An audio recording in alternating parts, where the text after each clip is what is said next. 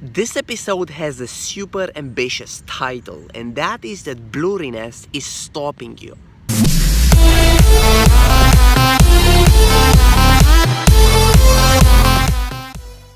Hello and welcome back. Now this is episode 17 of Decode Your 20s. My name is Andrei, and I'm gonna talk about a really interesting theme, and that is how I believe that fuzziness or blurriness or basically unclarity is stopping you and making your brain think slower. Now, let's first define what I mean by blurriness. Blurriness in this case means a situation in which you do not know with full certainty what you need to do in that case. That means you are uncertain. You do not have clarity of what you need to do. And I strongly believe that our brain is not good at dealing with uncertainty. Everything that we deal with a situation which is fuzzy, which is not clear, and where we do not know how to take a decision, the result is that we keep pondering and we keep thinking about that for a longer period of time, even if the most important thing, things do not change. So even if you have to take a decision now that is not gonna change in the next week and you do not know how to take it, you might still want to wait for that moment to come. And let me give you an example. The best example is when you have to write something. Writing an article, writing an email, writing a message, writing something that you do not know exactly how to write, usually asking or doing a homework or an essay. These are the moments that we postpone and we keep postponing them until the deadline comes when we do not have other choice to do. And let me translate you why we do that and why we do not do it now. And that is the reason because we do not know exactly what we need to write in these articles, for example, or in that email. And what I mean that we do not know is that you have a general idea of what it should be there. Like, you know what it should be about, but you do not know the exact way of writing that in plain text. It is hard to put your thoughts in words. Hence, you keep postponing this until the moment of writing that might come. Even if, super important here, things do not change.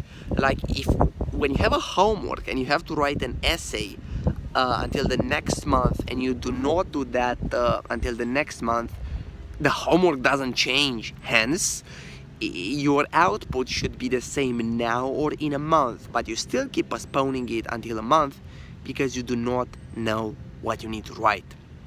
Good.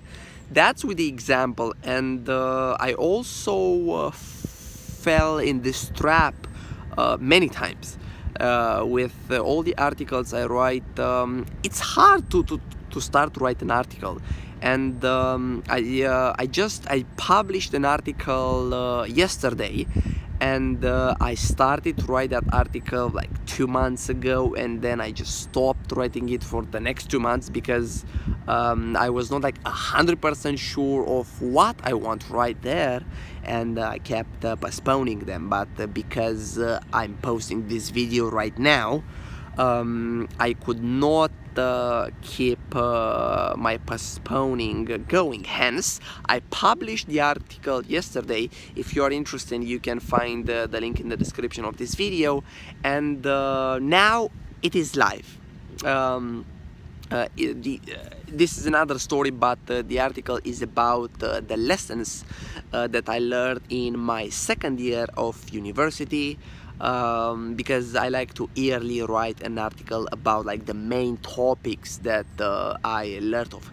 Good. Now moving forward, coming back to our thing with that blurriness is stopping you.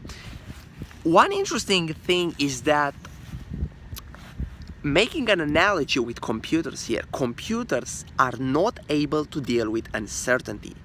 I mean, it's a known fact that computers just execute a sequence of steps that is given in the beginning.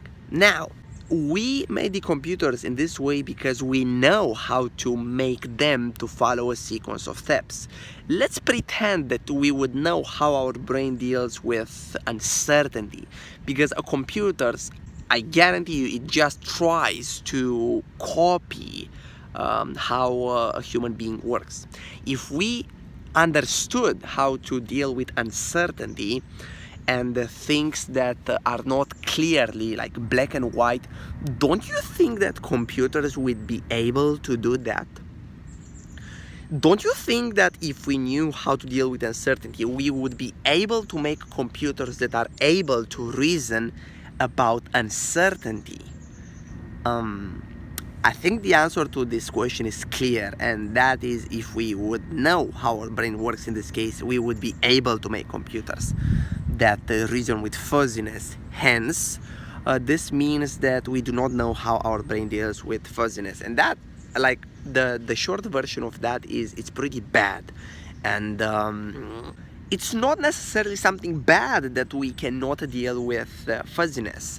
What we need to do is that we just need to find a way of dealing with uncertainty that works. And I'm gonna propose a solution that I am advocating it in my real life, and now I am proposing it on the web. And that is, whenever you have to take a decision, try to make it as black and white as possible and make the outcome of that thing clear and understandable. And the outcome of a decision should be just one thing. Let me explain. Whenever you have to take a decision, there are multiple options that you have. My proposal is that you should put the option on the table and choose just one. Pondering between two or more choices is never a good decision. Coming back to the analogy with computers, probably you have heard that, like, computers at the end of the day, they execute binary operations. Why do you think they are binary? Let me tell you why. Computers execute like binary operations because in the beginning they were trying to make them with 10 different types of operation, meaning representing a number in digits, but they came back to binary. Why? Because the electrical circuits were not good enough to deal with 10 different layers of intensity. Hence, they went back to two binaries, 0 and 1. Now, if a circuit which is made by a machine, which should be perfect, right? We can tweak and we can tune and we can make any kind of circuits that we want. If we were not able to build a circuit that supports more than like 2 different types of voltages, do you think that you are able to deal with the fuzziness of more than one choice, like a 0 or 1? And I don't know what you answer to this question, but to me it's super clear that no, it's not the case.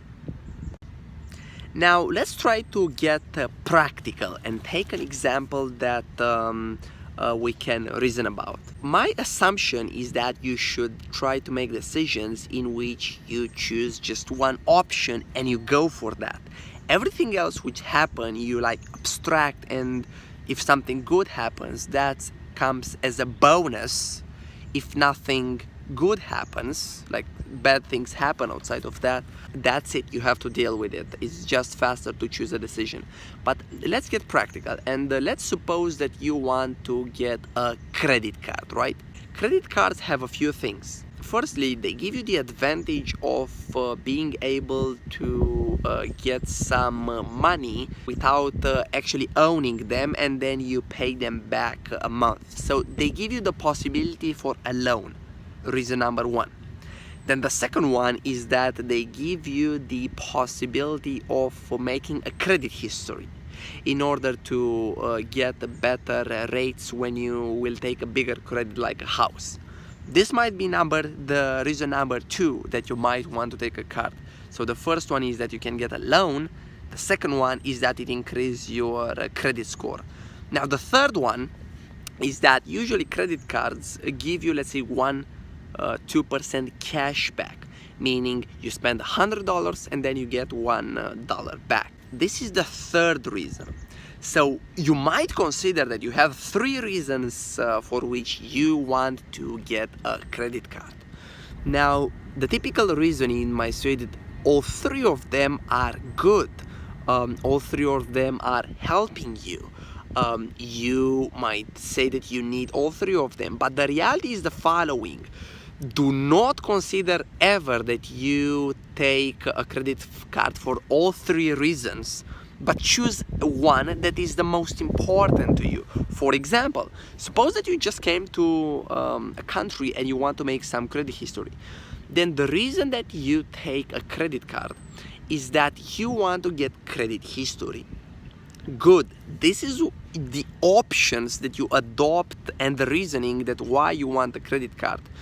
But in the back of your mind, you might consider that you get some money, some bonus because you have a credit card. You get that 1% cash back. Now, I think the worst thing you can do is believing that you make money by using a credit card and assuming that that 1% cash back that you get is gonna make you feel that you have more money. Hence, what you need to do is you eliminate that. It's real that you still get 1% back, but it's that of a not important reason that you took the credit card. In this case, that you should just abstract that. And that should come as a bonus to you. Like, it will still come, but when taking the decision, that should not count in any way with taking that decision. And on the flip side, the other option was that it gives you the advantage of taking a loan, but that also should not count as the advantages of taking a credit card. Like, if you are not interested in that, believing that you have the option of taking a loan, it just creates unclarity and uncertainty, and it makes you believe that you have many things that might help you, but in reality you just do not need them. Hence, in this case, I would consider that you took the credit card just to make credit history, right? And this gives you, you chose one main reason why you want to do that. And I think that now it's super clear. Like, you eliminated everything else outside of that one, and then that's it. Choice is made simple. And you can extrapolate this example or anything. Like, supposedly you want to rent a house. Typically, rent a house, there are some things which you are considering. Like, you might consider the location, the price, the size. The worst thing you can do is to consider that you are looking for all 3 at once. You are looking to have a good location, a good price, and also to be a big house. It just doesn't work this way. Hence, you should choose exactly one thing, which is your priority, and go for that.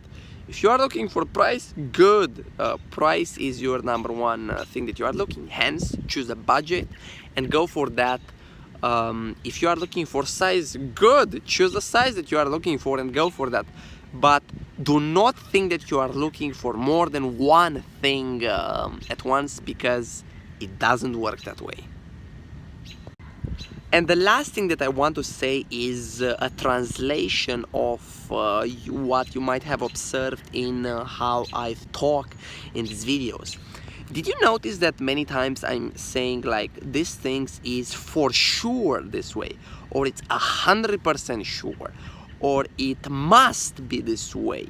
So the simple reason that I'm saying that way is that in my mind I'm trying to eliminate every fuzziness, anything which is unclear, or that 1% thing which might happen. I'm taking that out, and I'm trying to extrapolate it to be 100% something.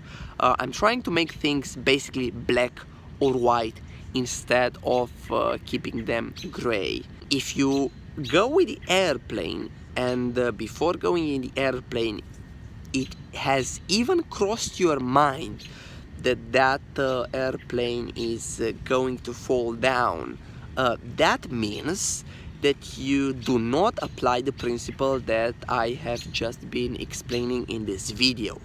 If it ever crossed your mind that an airplane might fall down, you are basically not dealing well with uncertainty. And let me tell you why. I think there are like 2 or 3 or 4 airplanes which are destroyed, which fall down every year out of tens of millions of flights. And do you think that you are gonna be in that one airplane which falls down out of 10 million flights?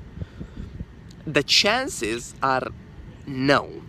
And they are with like 99.99999% of that. Now, you might consider that, well, but I'm not going with just one flight a year. I might go in 20 flights a year. Good, 99.99998%. Now, guess what? It's still equal with 100%. That's the most practical way of putting this principle in practice. And this is everything that I had to say. I hope that you find it valuable, and I wish you to have a good day. Subscribe to this channel if you liked it. Enjoy.